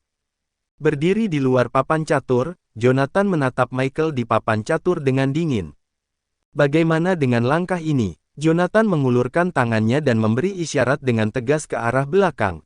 Di belakangnya, raksasa setinggi 100 meter, yang seluruhnya terdiri dari kekuatan hidup, melompat dan menginjak dengan keras ke arah papan catur. Di balik papan catur, seseorang harus mendongak untuk melihat raksasa itu. Pada saat itu, formasi pada papan catur disorot, tampak lebih megah dari sebelumnya. Di mata Michael, sosok raksasa itu sudah menyatu dengan awan putih, mengaduk-aduk badai dengan setiap gerakannya yang santai. Jauh di atas langit, sosok kolosal itu, mengacungkan sebilah pedang yang sangat besar, turun, membelah hamparan awan dengan kuat. Pedang itu membentang di langit, jatuh seperti bintang, tidak menyisakan ruang untuk melarikan diri. Di bawah tekanan spiritual yang tak berkesudahan, pakaian Michael berkibar-kibar. Di belakangnya, energi spiritual yang tak terbatas menyatu, membentuk hantu ular yang sangat besar. Serang. Pada saat Michael mengayunkan pedangnya, hantu ular piton itu membumbung tinggi ke langit, bertabrakan dengan pedang raksasa yang turun. Sebuah ledakan spiritual yang kuat terjadi di atas papan catur, menghancurkan semua formasi yang telah dipadatkan di atasnya. Jonathan. Michael melihat pemandangan di sekelilingnya yang telah dipulihkan dan papan catur di bawah kakinya yang telah kehilangan kilaunya saat sedikit kekejaman muncul di matanya. Jika Anda tidak memiliki trik apapun, Anda mungkin sudah mati. Pada saat ini, Jonathan, yang telah diserang balik oleh ledakan roh, telah menderita luka dalam yang parah. Meskipun kekuatan kehidupan di dalam tubuhnya terus-menerus sembuh, masih mustahil baginya untuk berdiri untuk saat ini. Michael melangkah ke arah Jonathan, mengangkat pisau panjang di tangannya dan meletakkannya di bahu Jonathan. Orang yang telah diputuskan oleh keluarga Collins untuk dimusnahkan, pasti akan menemui ajalnya. Dia mengayunkan pedangnya, dan kepala Jonathan meluncur. Michael melihat ke arah Alec di kejauhan, hanya untuk melihatnya bertepuk tangan dan tertawa terbahak-bahak. Michael mengarahkan pisau panjang itu langsung ke arah Alec dan berkata, "Alec, sekarang giliranmu." Namun, Alec sama sekali tidak bingung. Dia terus melambaikan tangannya dan berkata, "Alam dewa mempermainkan alam ilahi. Mengapa saya tidak mengabadikan momen ini? Collins, apa kamu bodoh?"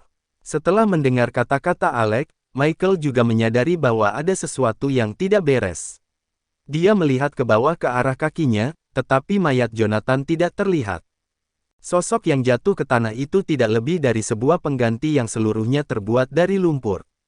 Saat itu, Michael merasakan sebuah pukulan keras dari belakang. Sebelum dia bisa bereaksi, dia mendapati dirinya ditendang ke dalam peti mati yang sangat besar. Bersatu. Tiba-tiba, suara Jonathan terdengar. Michael mencoba berguling, tetapi tutup peti mati itu terbanting dengan keras, menghalangi semua cahaya dari luar. Di atas papan catur, sosok Jonathan tampak acak-acakan. Baru saja, dia telah menahan ledakan spiritual yang kuat itu hanya dengan tubuh fisiknya. Meskipun dia masih bisa berdiri pada saat ini, tidak ada satupun bagian tubuhnya yang tidak terluka. Bahkan dada dan perutnya terluka parah sehingga orang bisa melihat melalui tubuhnya ke sisi lain. Jika orang biasa mengalami cedera seperti itu, mereka pasti akan meninggal beberapa kali lipat. Namun, melawan segala rintangan, Jonathan di depannya masih bertahan, berpegang teguh pada kehidupan. Kekuatan kehidupan dengan panik menyembuhkan tubuhnya. Setelah beberapa puluh detik, napas Jonathan kembali teratur, dan semua lukanya sembuh total. Kulitnya selembut bayi yang baru lahir.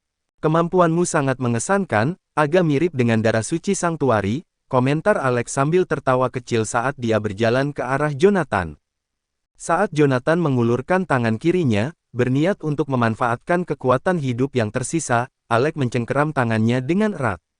"Tidak perlu menyia-nyiakan warisan Anda karena saya tidak berniat melawan Anda. Kenapa repot-repot?" Sambil tersenyum, Alex menatap Jonathan, lalu perlahan-lahan melepaskan genggaman tangan Jonathan. Jonathan menatap pendiri Sanctuary di depannya dengan ekspresi gelisah, sama sekali tidak dapat memahami apa yang akan dilakukannya. Dia menculik ke sana dan membongkar banyak rahasia Sanctuary. Akibatnya, Sanctuary mengirim hampir 20 kultivator ilahi untuk mengejar dan mencegatnya. Ini adalah saat yang tepat untuk melenyapkannya, jadi Alex tidak boleh membiarkan kesempatan ini berlalu begitu saja. Pada saat ini, Alex terdiam, berputar-putar di sekitar peti mati Seboxia. Setelah itu, ia mengetuk tutup peti mati dengan lembut. "Ini adalah sesuatu yang luar biasa. Kesadaran saya bahkan tidak bisa menembusnya." Setelah melihat bahwa Alex benar-benar tidak berniat untuk memulai perkelahian, Jonathan sedikit menurunkan kewaspadaannya. Bangkit berdiri, dia menamparkan peti mati kuno itu. Peti mati itu memancarkan semburan cahaya, lalu menyusut menjadi lebih dari 1 meter panjangnya sebelum dia mengangkatnya ke punggungnya. Tatapan Alex dipenuhi rasa iri. "Benda ini tidak terpengaruh oleh pengaruh luar, kan?" "Benar." Setelah melihat Alex secara akurat menggambarkan karakteristik peti mati itu, Jonathan tidak lagi menahan diri. Jonathan memandang Alex dengan ekspresi serius. "Saya perlu tahu, apakah Anda benar-benar berencana untuk menyerang kami? Jika Anda ingin bertarung, saya bersama Anda sampai akhir." Tapi jika kamu tidak ingin bertarung, kita bisa pergi sekarang juga. Alex tidak bisa menahan tawa saat melihat ekspresi serius di wajah mereka. Tentu saja tidak. Bahkan jika puluhan dari kalian menghadapiku, kalian bukan tandinganku. Seperti yang saya sebutkan sebelumnya, setelah Anda berhasil mengalahkan Michael, skor kita akan diselesaikan. Saya tidak akan mengingkari janji saya. Apa yang ingin saya negosiasikan dengan Anda adalah pengaturan yang berbeda. Bab 1359.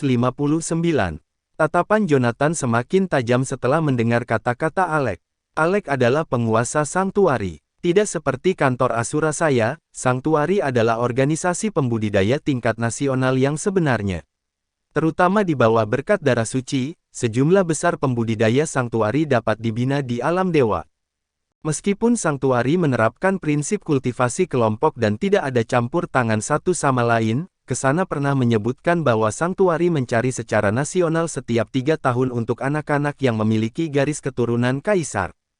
Bahkan di bawah pengaturan yang disengaja, banyak keturunan garis keturunan kaisar, yang tidak memiliki bakat untuk berkultivasi, akan berkumpul bersama dalam banyak kebetulan yang beruntung. Hal ini dilakukan untuk meningkatkan konsentrasi garis keturunan pada generasi berikutnya. Metode seperti itu dapat, dalam beberapa dekade singkat, mengumpulkan sejumlah besar anak-anak yang memiliki kualifikasi kultivasi garis keturunan kaisar. Namun, ada kekurangannya. Pasangan garis keturunan kaisar dapat menyebabkan penyusutan garis keturunan yang signifikan. Sebagai contoh, saat ini, ada 100.000 orang di Remdik yang memiliki garis keturunan kaisar. Jika orang-orang ini memiliki anak secara normal, mereka dapat membentuk setidaknya 70 hingga 80.000 keluarga, memastikan keturunan mereka membawa garis keturunan kaisar. Namun, jika dipasangkan bersama, bahkan jika 100.000 orang ini memiliki usia pernikahan dan jenis kelamin yang berbeda, paling banyak, mereka hanya dapat membentuk 50.000 keluarga. Meskipun metode ini dapat secara signifikan meningkatkan konsentrasi garis keturunan bayi yang baru lahir, pendekatan seperti itu mirip dengan membunuh angsa yang bertelur emas, yang secara efektif memutuskan perkembangan masa depan tempat suci sebelum waktunya. Bagaimanapun, darah suci yang diekstrak dari hati kaisar hanya dapat dimanfaatkan oleh para pembudidaya yang memiliki garis keturunan kaisar. Efek inkubasinya eksklusif untuk mereka. Pendekatan seperti itu sama sekali tidak mungkin dilakukan kecuali jika semua petinggi di Sanktuari adalah orang bodoh. Namun, mereka tetap melakukannya, yang hanya menyisakan satu kemungkinan. Sanktuari sedang merencanakan sebuah operasi besar, operasi yang membutuhkan partisipasi dari sejumlah besar pembudidaya alam dewa. Menurut Kesana, operasi ini telah berlangsung sejak dia memasuki Sanktuari. Sampai sekarang, hampir 30 tahun telah berlalu. Jika Sanktuari perlu merencanakan selama 30 tahun, apa sebenarnya yang mereka coba lakukan? Jonathan menatap Alex, tatapannya penuh dengan kesungguhan. Alex, saya tahu bahwa kalian dari Sanktuari, di bawah pengaruh darah kudus, cenderung memanfaatkan potensi tubuh kalian sebelum waktunya. Hal ini akan menyebabkan tubuh kalian berhenti tumbuh pada suatu saat nanti. Aku penasaran, berapa usiamu tahun ini? Dan sudah berapa lama kau bertugas di Sanktuari? Alex terkekeh sambil menatap Jonathan. Sepertinya Kesana sudah bercerita banyak tentang Sanktuari, tapi kamu tidak perlu tahu banyak.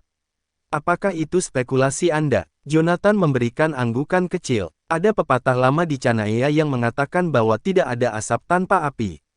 Faktanya, semakin besar kekuatannya, semakin mereka harus mengikuti aturan tertentu dalam perencanaan mereka. Mendengar hal itu, Alex tertawa terbahak-bahak.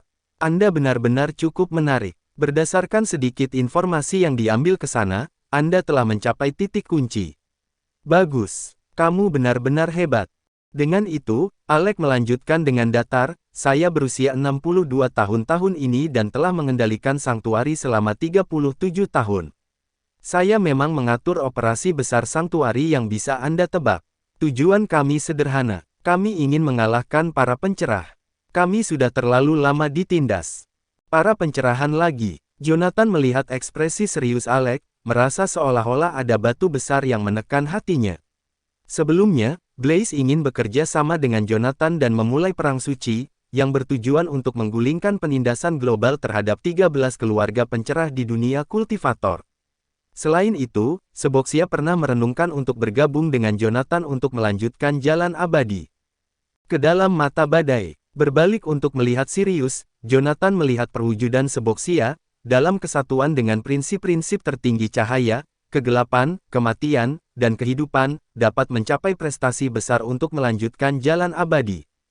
Meskipun Jonathan mencemooh hal itu, dia mengerti bahwa jika dia ingin melanjutkan Immortal Road, satu masalah yang tak terhindarkan adalah blokade dari para pencerah. Pada saat itu, Alex sekali lagi menyebut-nyebut tentang pencerahan. Rasanya seolah-olah seluruh dunia tiba-tiba menyodorkan Enlighteners kepada pihak lain dengan menggelengkan kepalanya secara halus. Alex menyaksikan pertukaran antara keduanya dengan sedikit senyum. Meskipun Anda telah mencapai tingkat teratas di Chanaea, itu masih belum cukup ketika ditempatkan di panggung dunia. Bukan hanya kamu, bahkan alam ilahi dari skema 8 keluarga besar kalian hanya untuk perebutan kekuasaan di dalam Chanaea. Ini adalah kekurangan di antara kalian, para Chanaean. Saya kira kalian semua hanya memikirkan diri sendiri. Jonathan memasukkan pil peremajaan roh ke dalam mulutnya, untuk memulihkan energi spiritualnya. Alex, terlepas dari usia atau kultivasi, Anda adalah seorang penatua mutlak. Saya ingin tahu tentang sesuatu. Apa yang mungkin menjadi alasan mengapa begitu banyak kekuatan mulai mengambil tindakan terhadap para pencerah? Meskipun saya baru mulai sering mendengar tentang sang pencerah dalam 6 bulan terakhir ini, menurut sejarah sang pencerah, hal ini sudah ada sejak beberapa ratus tahun yang lalu. Katakanlah pemberontakan itu hanya muncul karena mereka bersama-sama memutuskan potensi keberadaan apapun di luar alam bawah tanah, menghalangi jalan kultivasi bagi para praktisi Siulian dalam keluarga terhormat. Dalam hal ini, perlawanan seperti itu seharusnya muncul ratusan tahun yang lalu. Mengapa harus sekarang? Pada saat itu, Jonathan benar-benar lengah. Jonathan tahu bahwa Alex adalah sosok yang kuat. Jika ia ingin membunuh Jonathan, ia bisa dengan mudah melakukannya saat Jonathan terluka dan berada di ambang kematian. Yang diperlukan hanyalah jentikan jarinya untuk melenyapkan Jonathan. Karena pihak lain tidak bergerak, Jonathan tidak perlu menilai orang lain dengan standarnya sendiri. Bahkan Sirius, yang berdiri di dekatnya, memanggil beberapa kotak besar dari tempat penyimpanannya untuk digunakan sebagai meja dan kursi sementara. Di tengah-tengah hutan, yang dilanda ledakan spiritual, 3 orang secara mengejutkan duduk dan memulai pesta minum teh. Alex memang cukup baik hati. Duduk di atas kotak, dia memperhatikan Jonathan dan orang lain dengan tawa yang hangat. Saat itu, setelah saya tahu Anda telah membawa ke sana pergi, awalnya saya berencana mengirim seseorang untuk membunuh Anda. Jonathan masih merasakan ketakutan yang masih tersisa saat dia mengingat penyergapan yang dia alami di Remdik Barat. Anda memang bertindak seperti itu pada saat itu. Kekuatan Sanktuari sangat hebat. Aku hampir tidak bisa keluar dari Remdik. Kami kuat, tapi tidak cukup kuat. Alex menggelengkan kepalanya dan berkata, Sanktuari, hingga saat ini, memiliki sekitar 1800 pembudidaya alam dewa. Mendengar itu, baik Jonathan dan Sirius merasakan hawa dingin menjalar di tulang belakang mereka. 1800 pembudidaya alam dewa. Jumlah ini cukup untuk menaklukkan negara manapun di dunia. Kantor Asura memiliki Jonathan, seorang Gatrilem, dan mereka sudah bisa menggunakan itu untuk mendirikan kantor Asura dan mengancam banyak kekuatan di seluruh Chanaea. 8 keluarga terhormat telah mewariskan warisan mereka selama 1000 tahun. Namun, mereka hanya memiliki kurang dari 500 pembudidaya alam dewa. Di sisi lain, Sanktuari memiliki lebih dari 1800 kultivator alam dewa. Itu adalah angka yang menakutkan. Bab 1360. Lebih dari 1800 orang. Sirius menatap Alex dengan ekspresi tidak senang. Puan, bisakah Anda menyebutkan jumlah pembudidaya alam ilahi dalam kelompok Anda? Alex mengerutkan kening dan menjulurkan 7 jari. Hanya 7. Sirius bertanya, alisnya berkerut. 25. Alex melihat jari-jarinya sendiri dengan kebingungan. Bukankah sudah jelas? Jonathan hanya bisa terdiam sambil menatap Alex. Usia Alex, seperti yang dia klaim, adalah sesuatu yang dipercaya Jonathan. Namun, sikap dan perilakunya tidak sesuai dengan seseorang yang berusia 60-an. 25 pembudidaya alam ilahi. Tidak bisakah mereka menjadi ancaman bagi para pencerah? Organisasi macam apa itu, sebenarnya? Sebelumnya, apakah itu proposal Blaze atau Seboxia untuk kerjasama? Jonathan telah mengabaikan semuanya. Di mata Jonathan, dia bahkan belum mengetahui sudut kecilnya sendiri di Chanaea, jadi memikirkan perang global yang melibatkan banyak negara dan faksi tampak sama sekali tidak berarti. Namun kini, Jonathan memiliki firasat yang samar-samar. Kampanye melawan pencerahan bukan lagi sekadar dendam pribadi beberapa ekstremis. Diam-diam telah berubah menjadi jaringan yang luas, yang mencakup semua kultivator dunia. Namun untuk beberapa alasan, Chanaea adalah yang terakhir menyadari fakta ini. Banyak kekuatan sekarang memasuki Chanaea, mendorong fase terakhir ini. Melihat bahwa Jonathan hanya mengetahui sedikit tentang pencerahan, Alex tidak bisa tidak terlihat bingung. Setelah ragu-ragu sejenak, Alex berbicara lagi. Saya kira Anda sudah tahu tentang komposisi 13 keluarga Enlighteners. Izinkan saya menjelaskan secara singkat perkiraan kekuatan mereka. Secara sederhana, masing-masing dari mereka memiliki barisan pembudidaya yang dapat menyaingi pembudidaya Sanctuary. Tentu saja, ini tidak memperhitungkan para pembudidaya alam bawah tanah di dalam keluarga mereka. Jika kita menyertakan Cavoid Realm, mereka menjadi tak terkalahkan. Pengenalan sederhana Alex tentang kekuatan para pencerah telah membuat Jonathan merasa seolah-olah dia telah dipukul di tenggorokannya. Kata-kata Alex selanjutnya seperti palu yang menghantam dada Jonathan dan Sirius. Adapun alasan mengapa kita mulai melawan para pencerah setelah mengalami penindasan selama bertahun-tahun, itu karena kehancuran yang terus-menerus dari akar spiritual dunia. Beberapa abad yang lalu, masih sangat sedikit orang jenius yang dapat menerobos ke alam gua. Jadi, untuk mempertahankan keunggulan mereka sendiri, para pencerah memulai perburuan besar-besaran terhadap para pembudidaya alam bawah tanah. Sekarang, alam ilahi telah menjadi puncaknya, dan para pencerah telah mengarahkan pandangan mereka ke alam ilahi dan sudah mulai memburu faksi-faksi yang lebih kecil. Saat Alex berbicara, dia mengeluarkan sebuah kartu memori dari cincin penyimpanannya. Semua yang Anda inginkan ada di kartu ini, bersama dengan perbandingan tindakan 13 keluarga 300 tahun yang lalu. Lihatlah, dan Anda akan mengerti mengapa banyak pasukan di seluruh dunia mulai bersiap melawan para pencerah. Jonathan mengambil komputer tempur portabelnya dan memasukkan kartu memori, dan mulai menelusuri konten yang sangat banyak. Potongan-potongan informasi ini membuka dunia yang sama sekali baru bagi Jonathan. 13 keluarga Enlighteners mengikuti jalan pemaksaan melalui kekerasan. Ratusan tahun yang lalu, mereka bersatu untuk membentuk aliansi global yang sangat besar. Setelah aliansi tersebut terbentuk, ke-13 keluarga mulai secara sistematis membersihkan para pembudidaya Cavoid Realm dari banyak faksi yang lebih kecil. Pembersihan ini berlangsung cepat dan luas. Sebelum banyak faksi dapat bereaksi, hampir sepertiga dari semua pembudidaya alam Cavoid telah dimusnahkan sepenuhnya oleh 13 keluarga. 2/3 faksi yang tersisa, meskipun mereka menyadari bahwa ada sesuatu yang tidak beres, tidak memiliki sistem komunikasi dan transportasi yang nyaman yang tersedia saat ini. Di bawah kesenjangan informasi yang sangat besar, banyak faksi kuat yang tersebar di seluruh dunia terus terkikis oleh aliansi 13 keluarga, yang bertindak di bawah pencerahan. Pada saat mereka ingin melawan, mereka menyadari bahwa mereka tidak lagi mampu mengguncang entitas kolosal yaitu pencerahan. Bahkan kekuatan besar seperti Sanctuary, setelah menerobos ke alam Cavoid 100 tahun yang lalu, masih harus mengunjungi keluarga Collins. Tentu saja, mereka bisa memilih untuk menolak. 13 keluarga secara alami akan mengirim banyak pembudidaya alam Cavoid untuk mengepung mereka, yang mengakibatkan tidak hanya kematian seorang pembudidaya alam Cavoid tapi juga hilangnya seluruh faksi. Sekarang, berdasarkan intelijen yang dikumpulkan oleh Sanctuary, babak baru pembersihan telah dimulai, berpusat di sekitar Anglandur. Namun, kali ini, itu menargetkan para pembudidaya alam ilahi. Tatapan Jonathan berubah sedingin es saat dia menatap Sirius di sampingnya. Ini seperti yang diprediksi keluargamu. Namun, jalan bertahan hidup dari 13 keluarga dan keluargamu, keluarga Blackwood, benar-benar berbeda.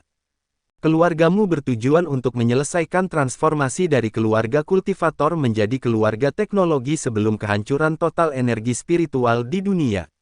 Sementara itu, 13 keluarga pencerah ingin menjadi pelopor di setiap era. Selama mereka dapat membersihkan dunia dari para kultivator tingkat atas sebelum energi spiritual dunia semakin memburuk, 13 keluarga dapat secara permanen berdiri di puncak dunia. Alex sekarang bersandar dengan nyaman di dekatnya, menyeruput kopinya. Mendengar kata-kata Jonathan, dia tersenyum tipis. Jika kita mengikuti aturan dari 13 keluarga, karena energi spiritual dunia terus menurun, tingkat-tingkat kultivasi manusia akan menurun secara bertahap. Namun, selama energi spiritual memungkinkan tingkat kultivasi manusia tertinggi turun di bawah alam dewa, senjata teknologi dapat sepenuhnya menyamakan kedudukan melawan keunggulan pembudidaya 13 keluarga. Pada saat itu, para pencerah akan runtuh dengan sendirinya. Mendengarkan kata-kata Alex, Sirius menggelengkan kepalanya sedikit. Jika itu benar-benar terjadi, itu akan memakan waktu setidaknya beberapa ratus tahun, bahkan jika kecepatan keruntuhan akar spiritual terus meningkat, itu masih akan memakan waktu setidaknya 300 tahun. Dan 13 keluarga bukanlah orang bodoh, apa yang bisa kita pikirkan, mereka juga bisa membayangkannya. Untuk mempertahankan kendali atas seluruh dunia dalam jangka panjang, 13 keluarga pasti akan mempengaruhi arah arus utama teknologi dunia sebelum teknologi tersebut dapat menyamakan kedudukan di antara para pembudidaya. Mencoba untuk mengurangi keunggulan ke-13 keluarga dengan waktu adalah hal yang mustahil. Alex menatap Sirius dengan terkejut. Aku tidak menyangka kau bisa melihat semua ini dengan jelas. Aku ingat bahwa keluargamu, keluarga Blackwood, sepertinya adalah keluarga pembudidaya paling konservatif di Chanaea. Bagi Anda, yang mengendalikan banyak sumber daya budidaya di Chanaea, teknologi seharusnya tidak menjadi pilihan pertamamu. Sirius tersenyum dengan sedikit kepahitan. Memang, itu bukan pilihan pertama bagiku, tapi itu satu-satunya pilihan masa depan yang tersedia. Bersambung.